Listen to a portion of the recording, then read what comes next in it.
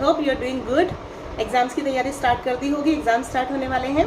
तो चलिए आज मैं आपको UP revenue code 10th semester का जो सब्जेक्ट है BA LLB यूपी की CCS यूनिवर्सिटी का सिलेबस के अकॉर्डिंग 10th सेमेस्टर में यूपी रिवेन्यू कोड लगता है CCS यूनिवर्सिटी के स्टूडेंट्स को। तो इसमें यूपी रिवेन्यू कोड 2006 है। पहले जमींदारी एक्ट और बहुत सारे एक्ट्स पढ़ाए जाते थे, लेकिन अब उनका रिफॉर्म्स वगैरह वो सारा एबोलिशन होने के बाद में यूपी रिवेन्यू कोड 2006 लाया गया था। ठीक है फ्रेंड्स, तो ये आने के बाद में इसके अंदर जो मैनेजमेंट कमेटी बनाई गई थी जिसका नाम है भूमि प्रबंधक समिति, जो कि ये सारे के सारे ट्रांसफर्स हो गए, भूमि प्रबंधक, रिवेन्यूज़ हो गए, कलेक्शन, जैसे कि उसके अंडर में रिवेन्यू बोर्ड बन गया है, उसके अंडर में रिवेन्यू कोर्ट्स हैं, उनके सबके अंदर अपॉइंटमेंट्स होती हैं। तो ये सारे के सारे जो एडमिनिस्ट्रेशन वर्क्स जो होते हैं वो भूमि प्रबंधक समिति का काम होता है। तो उसको इंग्लिश में लैंड मैनेजमेंट कमेटी भी बोला जाता है। एग्जाम के अंदर क्वेश्चन 20 मार्क्स के क्वेश्चन में ये पूछा जाता है what is the meaning of land management committee, और what do you understand by land management committee, या भूमि प्रबंधक समिति से आप क्या समझते हैं, इनके फंक्शंस और ड्यूटीज क्या हैं, और what are the powers of this land management committee, मतलब लैंड मैनेजमेंट कमेटी की पावर्स क्या हैं। ठीक है, तो ये इसी के बारे में आज मैं आपको बताने वाली हूँ। मेरा यही टॉपिक है आज का, तो बड़े ध्यान से सुनिएगा। अगर आपको नोट्स बनाने हो तो प्लीज़ आप मेरे पॉइंट्स को लिख सकते हैं, क्योंकि मैं इंग्लिश के नोट्स को हिंदी में ट्रांसलेट करके बताऊंगी। बहुत सारे बच्चे मुझसे PDF की डिमांड कर रहे हैं, मैं PDF नहीं प्रोवाइड कर सकती हूँ, उसके लिए सॉरी कहूँगी आपसे। मैं जो आपको अपने नोट्स के थ्रू पढ़ा रही हूँ उसी से आपको बहुत कुछ समझ में आ जाएगा। मेरे वीडियोस के थ्रू मैं आपको यहाँ पे अपने बोर्ड पे काफ़ी पॉइंट्स एक्सप्लेन करके बताऊंगी। आपको सुनने से ही, 1 या 2 बार में सुनने से ही काफ़ी कुछ समझ में आ जाएगा। So you can write down also. मैं इंग्लिश में पढ़ती हूँ, साथ साथ हिंदी में समझाती हूँ। दोनों स्टूडेंट्स के लिए काम आएगा, इंग्लिश और हिंदी मीडियम के लिए। तो चलिए ज़्यादा टाइम वेस्ट नहीं करते हैं, मैं आपको यूपी रिवेन्यू कोड का लैंड मैनेजमेंट कमेटी, जो कि सेक्शन 60 से लेकर 67 तक है यूपी रिवेन्यू कोड 2006 के अंदर। ठीक है, तो इसमें क्या है बताया गया है, सुपरिटेंडेंस, मैनेजमेंट एंड कंट्रोल। ये जो है सेक्शन 60 से स्टार्ट है, या 59 भी कह सकते हो आप इसको। तो ये जमींदारी एबोलिशन एक्ट और लॉ रिफॉर्म एक्ट के अंदर भी आता है, उसमें भी इसके बारे में बताया गया था। उसमें वैसे ये UP zamindari and abolition and law reforms act के अंदर ये सेक्शन 60 में बताया गया था, लेकिन ये यूपी रिवेन्यू कोड के अंदर भी सेक्शन 60 के अंदर ही है। 60 से 67 तक इसके बारे में सारा डिटेल में समझाया गया है। तो आपको मैं बताती हूँ इसमें सुपरिटेंडेंस कैसे होता है, मैनेजमेंट और कंट्रोल जो है वो सारा का सारा भूमि प्रबंधक समिति करती है। जैसे मैंने पहले आपको ग्राम सभा का वीडियो बना के बताया था, उसका भी काफ़ी कुछ रोल होता है। वो सब एक दूसरे से इंटर रिलेटेड है। ग्राम सभा हो गई, ग्राम पंचायत हो गई, ठीक है, इन सब के ऊपर लैंड मैनेजमेंट कमेटी होती है, इन सब की जो हेड होती है। तो उसके बारे में आज मैं आपको बताती हूँ। देखिए स्टार्ट करते हैं। द गांव पंचायत ऑफ एवरी गांव सभा shall also be the land management committee, मतलब जो गांव पंचायत होती है हर गांव सभा के अंदर, वही लैंड मैनेजमेंट कमेटी भी होती है, भूमि प्रबंधक समिति जिसको कहा जाता है। तो गांव की पंचायत जब एक हेड बन जाती है तो वही वहां की मैनेजमेंट कमेटी बन जाती है। ठीक है, क्योंकि गांव सभा के अंदर या गांव ग्राम पंचायत के अंदर जितने भी मैनेजमेंट के काम है, एडमिनिस्ट्रेशन के काम है, सुपरिंटेंडेंस के काम है, मतलब भूमि प्रबंधक आ गए इसके अंदर, असामीज आ गए, किसकी लैंड किसको कैसे ट्रांसफ़र होगी, किसको नहीं कर सकते, किसका क्या राइट्स हैं, भूमि प्रबंधक उसके भूमिदार के कौन होते हैं, असामी कौन हैं, उनके ट्रांसफरेबल राइट्स क्या हैं क्या नहीं है। मैं भूमिदार के ट्रांसफरेबल राइट्स और नॉन ट्रांसफरेबल राइट्स के ऊपर नेक्स्ट वीडियो बनाऊंगी, वो भी जरूर देखिएगा। तो उन सब से रिलेटेड जितने भी काम हैं वो सारे कामों को करना इस समिति का काम है, भूमि प्रबंधक समिति या लैंड मैनेजमेंट कमेटी का।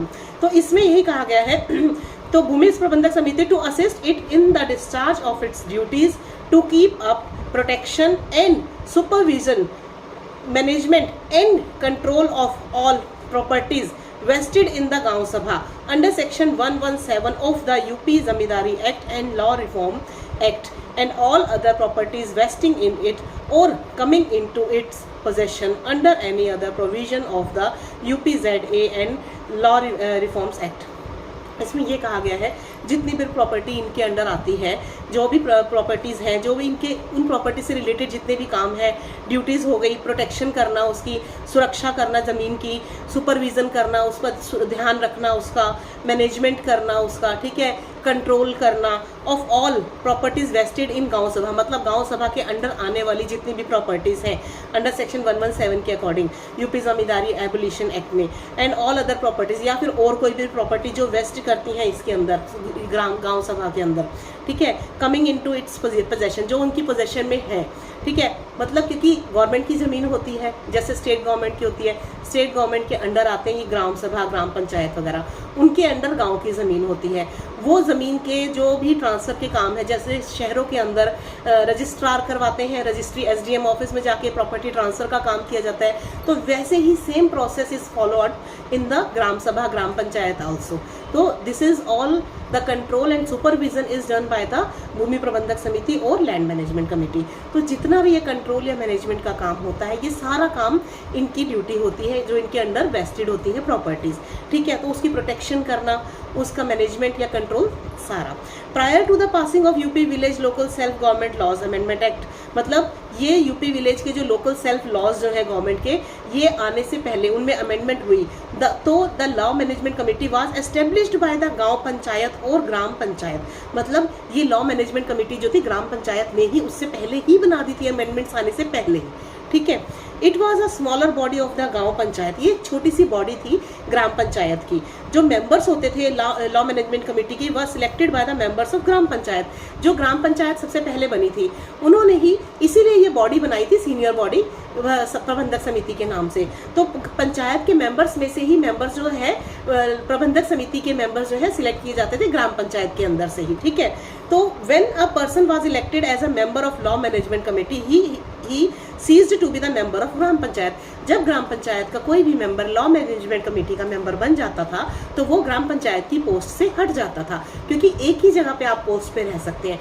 अगर आप ग्राम पंचायत, बहुत सारे मेंबर्स हैं ग्राम पंचायत के अंदर, तो वो मैंने आपको बताया था कि कितनी पोजीशन होती है कि एक के अंदर 1000 तक है तो इतने मेंबर्स होंगे, 2000 से 3000 तक की अगर वोटर है उस गांव के अंदर। पहले बहुत सारे छोटे छोटे गाँव को इकट्ठा मिला के एक गाँव बना दिया गया, ठीक है ना। ये मैंने पिछले वीडियो में बताया था कि भाई 10, 15, 20 ऐसे ग्राम सभा बना दी गई थी। पहले बहुत सारी ग्राम सभा होती थी, फिर छोटे छोटे सारे गाँव को मिला के इकट्ठा बना दिया एक ग्राम सभा, उन सारे गाँव को एक नाम दे दिया।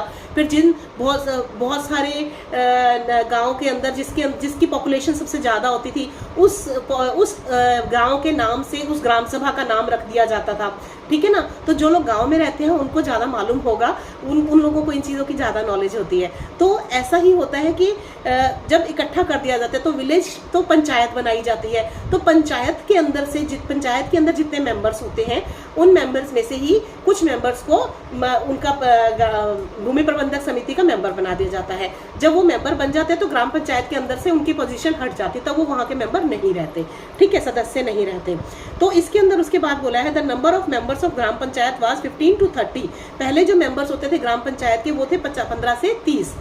वाइल द मेंबर्स ऑफ लॉ management committee was 5 to 9 only. तो लॉ मैनेजमेंट कमेटी के जो 5 से 9 होते थे। इन 1972 में यूपी राज में पंचायती राज रूल्स जो थे वो मॉडिफाई कर दिए, उनमें कुछ बदलाव लाए गए। और and number of members of the gram panchayat were considerably reduced in panchayat elections. मतलब जब इलेक्शंस हुए थे तो ग्राम पंचायत के मेंबर्स जो थे मॉडिफिकेशन यानी कि कुछ बदलाव लाने के बाद ग्राम पंचायत के मेंबर एकदम से कम हो गए थे इलेक्शंस होने के बाद में। तो it was considered unnecessary to constitute law. तो ये सोचा गया कि लॉ मैनेजमेंट कमेटी को बनाने का कोई फायदा नहीं है, क्योंकि इसकी वजह से डिफरेंट पर्सनल्स के लिए ऐसा बनाने की जरूरत नहीं है, ठीक है। तब ये उस समय ये सोचा गया था। लेकिन at present law management committee अब जो है उसके बाद लेकिन लॉ मैनेजमेंट कमेटी बनाई गई क्योंकि उसकी बहुत ज़रूरत थी। तो लॉ मैनेजमेंट कमेटी बनने के बाद उसके अंदर अब कितने मेंबर्स हैं? ऑफ ऑल मेंबर्स ऑफ गाँव पंचायत, जो जितने भी हैं लॉ मैनेजमेंट कमेटी के अंदर फिर ग्राम पंचायत के ही मेंबर्स ला दिए गए। सारे के सारे मेंबर्स ग्राम पंचायत के ही आते हैं, लेकिन उनकी वो पोजीशन हट जाती है। Secretary of the land management committee is the लेखपाल। जो सेक्रेटरी होता है लैंड मैनेजमेंट कमेटी या भूमि प्रबंधक समिति का, उसको लेखपाल बोला जाता है। ठीक है, लेखपाल का बहुत इंपॉर्टेंट रोल होता है, ध्यान रखिएगा। उसकी बहुत इंपॉर्टेंट ड्यूटीज होती हैं, ये इंपॉर्टेंट क्वेश्चंस में पूछा जा सकता है। Who is lekhpal and what are its duties and functions. ठीक है, फंक्शंस और ड्यूटीज एक ही चीज होती है, ध्यान रखिएगा। पावर्स अलग होती हैं, फंक्शंस एंड ड्यूटीज एक ही चीज होती है। तो जो सेक्रेटरी होता है लैंड मैनेजमेंट कमेटी का, वो लेखपाल होता है of the area of the Gram Sabha. जितनी एक ग्राम सभा की जितना भी एरिया है, उन सबका एक लेखपाल होता है। While the secretary of gram panchayat is, लेकिन जो ग्राम पंचायत का जो सेक्रेटरी होता है, वो गांव का प्रधान, वो गांव पंचायत अधिकारी बोला जाता है उसको, इस गांव पंचायत अधिकारी। ग्राम पंचायत के सेक्रेटरी को ग्राम पंचायत अधिकारी बोला जाता है, और गांव सभा के सेक्रेटरी को लेखपाल बोला जाता है। ठीक है, सेक्रेटरीज की पोजीशन के नाम है an employee of the PR department, Panchayati Raj department का। ठीक है, ये एम्प्लॉय होते हैं। ओके, उसके बाद बोला है दस द डिस्टिंक्शन बिटवीन गांव panchayat and the law management committee is still maintain. इसीलिए उन दोनों के बीच में डिफरेंस, अब ग्राम पंचायत और लॉ मैनेजमेंट कमेटी के बीच में डिफरेंस है, दोनों का काम अलग अलग है। The Pradhan and Up Pradhan shall respectively be the chairman and the vice chairman of लॉ मैनेजमेंट कमेटी। जो ग्राम पंचायत के प्रधान होते थे, उनको बना दिया गया चेयरमैन, और जो उप प्रधान थे उनको बना दिया गया वाइस चेयरमैन। ठीक है, एंड द लेखपाल ऑफ द एरिया ऑफ गांव सभा शैल बी इट्स सेक्रेटरी। जो सेक्रेटरी होता है वो लेखपाल होता है, लेखपाल को सेक्रेटरी बोला जाता है लॉ मैनेजमेंट कमेटी के अंदर। ठीक है, तो उसके बाद as the same Pradhan of the Gaon Sabha is ex officio Pradhan of its Gram Panchayat. जो गांव सभा का प्रधान होता है वो ग्राम पंचायत का एक्स ऑफिशियो, मतलब वो पहले ग्राम पंचायत में था, फिर वो ग्राम सभा का प्रधान बन गया। And the chairman of its law management committee cooperation and cooperation among the 3 institutions. और ये कोऑपरेशन होती है इनके अंदर, चेयरमैन जो होता है, एंड द जो प्रधान है वो लॉ मैनेजमेंट कमेटी का चेयरमैन भी होता है। ठीक है, तो ये जो कोऑपरेशन है इन तीनों इंस्टीट्यूशन के बीच में, ग्राम सभा, ग्राम पंचायत और लॉ मैनेजमेंट कमेटी के अंदर, ये कोऑपरेशन से काम किया जाता है इनके बीच में। तो ये है एंड हैव बीन मेंटेन, और ये अभी तक मेंटेन की गई है, ये तीनों चीज़ें चलती हैं अभी भी। तो अब मैं आपको इसके फंक्शंस बताती हूँ लॉ मैनेजमेंट कमेटी के। ये अभी तो मैंने बता दिया कि लॉ मैनेजमेंट कमेटी का काम होता है सारा का सारा इसका भूमि प्रबंधक करना, भूमि का प्रबंध करना, कंट्रोल करना उसका। ठीक है, सारा जितना भी एडमिनिस्ट्रेशन का काम है वो सारा इनका काम है। अब ये काम जो है वो सारे मैं आपको बता रही हूँ। फंक्शंस और ड्यूटीज़ क्या है लॉ मैनेजमेंट कमेटी की। पहली है the settlement of management of land, मतलब जितनी भी लैंड है, ज़मीन है, उसकी सारी सेटलमेंट करना। सेटलमेंट का काम जो होता है, जैसे गवर्नमेंट के अंदर होता है रजिस्ट्रार ऑफिस में, रजिस्ट्री डिपार्टमेंट के पास, उनको सारा पता होता है कौन सी ज़मीन किसकी है, कहाँ है, किसके नाम पे है, कब किसके नाम ट्रांसफ़र हुई, कौन सी ज़मीन गवर्नमेंट की है, कौन सी प्राइवेट लोगों की है, पब्लिक की है। तो ये सारा का सारा सेटलमेंट जितना भी होता है, सेटलमेंट करवाना तो मतलब ट्रांसफ़र करवाना भी काम इसका ही है लॉ मैनेजमेंट कमेटी का। The preservation, maintenance and development of forest, trees and pastures, मतलब जो प्रिजर्वेशन मतलब बचाव रख रखाव का काम जो है, संभाल के रखना, डेवलपमेंट करना, तरक्की करना, जो और भी अच्छे से अच्छे उपायों के द्वारा जो ध्यान रखा जाता है, फॉरेस्ट, जंगलों का, पेड़ों का, खेतों का, सबका, ये सारा काम प्रिजर्वेशन और मेंटेनेंस का काम लॉ मैनेजमेंट कमेटी है। थर्ड है the management and development of आबादी साइट्स एंड विलेज कम्युनिकेशंस। जो भी मेंटेनेंस एंड डेवलपमेंट है, जितनी भी है आबादी साइट्स, मतलब जहाँ पे भी लोग रहते हैं आबादी के अंदर, आबादी की भी डेफिनेशन मैंने आपको बताई थी लास्ट वीडियो में, अपने डेफिनेशंस वाला पार्ट आप वीडियो देख सकते हैं, उसमें मैंने कई तरह की डेफिनेशंस बताई हुई हैं। तो ये जो आबादी साइट्स हैं, जहाँ पे भी लोग रहते हैं, उसे आबादी साइट कहते हैं। तो वहाँ की डेवलपमेंट करना, ठीक है, रख रखाव करना, मेंटेनेंस करना, और विलेज के अंदर कम्युनिकेशन का काम करना कि कैसे कम्युनिकेशन की जाएगी, जैसे टेलीफोन की सुविधाएं प्रदान करना, तो टेलीफोन फैसिलिटीज़ वगैरह अवेलेबल करवाना, that is also the duty of लॉ मैनेजमेंट कमेटी। फोर्थ है द मैनेजमेंट ऑफ हाट्स, बाजार एंड मेलाज, मतलब मेला कैसे लगाया जाएगा, बाजार कैसे लगेंगे, हाट कैसे लगेंगे, लोगों को रोजगार देने के लिए, ये चीज़ों का भी मैनेजमेंट करना जो है लॉ मैनेजमेंट कमेटी का। इसीलिए इसका नाम लैंड मैनेजमेंट कमेटी रखा गया। मैनेजमेंट, लैंड का सारा मैनेजमेंट का काम मैनेजमेंट कमेटी का है, इसलिए सब ये काम इनके अंडर आएंगे। उसके बाद है the development of cottage industries, मतलब जो भी कॉटेज इंडस्ट्रीज लगती हैं गाँव के अंदर, इंडस्ट्रीज हैं जिसमें कि लोग काम करते हैं, खुद की अपने हाथ की बनाई हुई चीज़ों को बेचते हैं, शहरों में जा जाके इंडस्ट्रीज के अंदर बनाते हैं, उसकी सारी मैनेजमेंट का काम भी लॉ मैनेजमेंट कमेटी का है। The conduct on and prosecution of suits and proceedings by or against the gram panchayat, जितने भी प्रोसिक्यूशन या कंडक्ट होंगे सूट्स की, मतलब अगर कोई किसी में डिस्प्यूट है तो उसको केस करना है, तो ये सारा काम भी प्रोसीडिंग्स जो है bye or against the gram panchayat के अगेंस्ट या ग्राम पंचायत के द्वारा भी है, ये सारा कंडक्ट और प्रोसिक्यूशन भी लॉ मैनेजमेंट कमेटी करती है। सच अदर मैटर्स एज में बी प्रेस्क्राइब्ड, और भी जो भी मैटर्स जो प्रिस्क्राइब किए जाएंगे वो काम भी लॉ मैनेजमेंट कमेटी का है करने का।